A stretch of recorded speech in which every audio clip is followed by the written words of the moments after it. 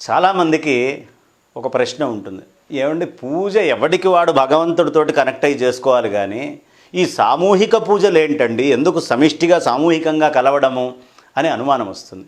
వాస్తవానికి మొదట్లో మనకి అందరికీ కూడా ఈ వినాయక చవితి అనేటటువంటిది ఇంట్లో చేసుకునే అలవాటే ఉండేది. కానీ బాలగంగాధర్ తిలక్ గారు ఇలా నిస్త్రాణమై భారతదేశం అంతా స్వతంత్రం కోసం పోరాడకుండా ఎవరిళ్లల్లో వాళ్ళు కూర్చుంటున్నారే, వీళ్ళందరినీ ఒక వేదికలో కలిపి ఇచ్చేయాలి అంటే ఎవరు అని ఆలోచించారు. శివుణ్ణి తీసుకొద్దామా, వైష్ణవులు రారు. విష్ణువుని తీసుకొద్దామా, శైవులు రారు. లేదు శక్తిని తీసుకొద్దామా, ఇంకొక దేవుడి మీద శ్రద్ధ ఉన్నవాళ్ళు అక్కడికి రారు. ఇలా విభజించబడి ఉంది మొత్తం వైదిక సమాజం అంతా. ఇలా ఉన్నప్పుడు ఆయన బాగా ఆలోచించారు బాలగంగాధర్ తిలక్ గారు. ఎవరు ఏ దేవతని ఆరాధించినా ముందు గణపతి పూజ చేయందే మిగతా పనులు చేయరు కదా. కాబట్టి వినాయక చవితి అనేటటువంటిది కూడలలో ఉత్సవాల కింద మనం చేద్దాము, అప్పుడు జనమందరూ వస్తారు అని బాలగంగాధర్ తిలక్ గారు ఈ సామూహికంగా పూజలు చేయటం అనేది ఏర్పాటు చేశారు. అప్పటి నుంచి ఎక్కడెక్కడ ఇళ్లల్లో ఉన్న వాళ్ళందరూ దగ్గరికి రావటం, సభ పెట్టుకోవడం, జై భారత్ అని స్వతంత్రాన్ని తెచ్చుకోవడానికి అవసరమైన నినాదాలు చేయటం. అంటే భారతదేశ స్వాతంత్ర్యం తెచ్చుకోవడంలో గణపతి పాత్ర చాలా ఉంది. మీరు ఇప్పుడు భౌతికంగా గణపతి పాత్రే చెప్తున్నా, అసలు వినాయకుడి పాత్ర ఎంతయ్యా అంటే ఈ దేశంలో అమూల్యమైన వస్తువు ఏది ఈ దేశం వదిలిపెట్టి వెళ్ళటానికి వీల్లేదు అని మొట్టమొదట శాసించి చెప్పేవాళ్లలో వినాయకుడు ఒకడు. విభీషణుడు ఒక సందర్భంలో శ్రీరంగము అనేటటువంటి ఆ రంగనాథస్వామి దేవతార్చనను తీసుకొని లంకకు వెళ్ళిపోతున్నాడు. వెళ్తుంటే గణపతి వచ్చి, ఆ గణపతి ఏం చేశాడయ్యా అంటే చక్కగా విభీషణుణ్ణి మాటల్లో పెట్టి ఆ చేతిలో ఉన్నట్టు రంగనాథస్వామి దేవతార్చనని శ్రీరంగంలో ప్రతిష్ఠ చేసేట్టుగా చేశాడు. అంటే ఈ దేశపు వస్తువు రామచంద్రమూర్తి దేవతార్చనని వేరే దేశానికి పోనీయకుండా కాపాడారు, సముద్రాలని దాటనివ్వలేదు.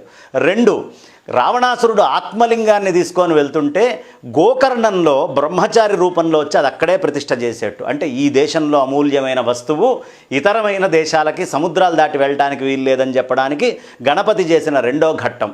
ఇక గణపతి 3వ ఘట్టం అద్భుతమైనటువంటిది. అగస్త్య మహాముని కావేరీ నదితోటి గొడవబడి కావేరీని మొత్తాన్ని కమండలంలో బంధించి ఆయన వెళ్తూ ఉంటే ఒక సందర్భంలో కమండలం పక్కన పెట్టాడు. ఆ కమండలాన్ని కాకి రూపంలో వచ్చి గణపతి ఒక తన్ను తంతే అక్కడి నుంచి కావేరీ నది మళ్ళీ ఇదంతా తిరుగుతూ సముద్రంలో కలుస్తుంది. భారతదేశం దాటి బయటికి వెళ్ళాల. లేకపోతే అగస్త్యుడు కూడా శ్రీలంక వైపుకు వెళ్దాము అనే ఉద్దేశంలో ఉన్నారు.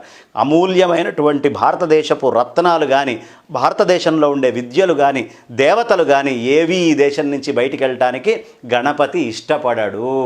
కాబట్టి అలాంటి గణపతి దేశభక్తికి గుర్తు.